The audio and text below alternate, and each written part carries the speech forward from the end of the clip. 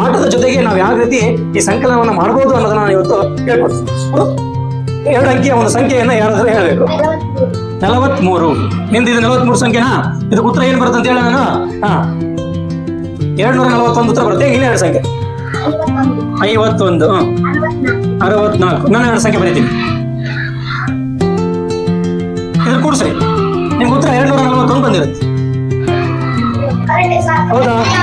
S. ಮತ್ತಿನ ಯಾರು ಬರಪ್ಪ ಮೋಹನ, ನೀನೊಂದು ಸಂಖ್ಯೆ ಹೇಳು. 21. ಇದು ಉತ್ತರ ಎಷ್ಟಾಗಿರುತ್ತೆ ಗೊತ್ತಾ?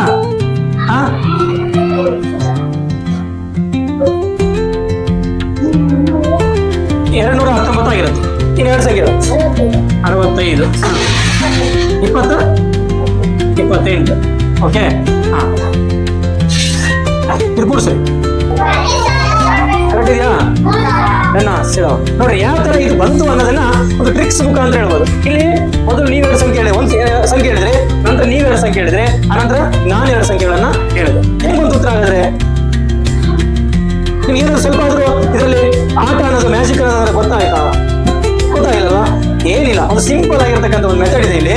ಆ ಮೆಥಡ್ ಅನ್ನ ನೀವು ತಿಳ್ಕೊಂಡ್ಬಿಟ್ರೆ ಇಷ್ಟು ಈಸಿ ಇದೆಯಪ್ಪ ಅಂದ್ರೆ ಈ 2 ಸಂಖ್ಯೆ ನೀವೇ ಯಾಕೆ ಬರ್ಕೊಂಡ್ರಿ ಸರ್?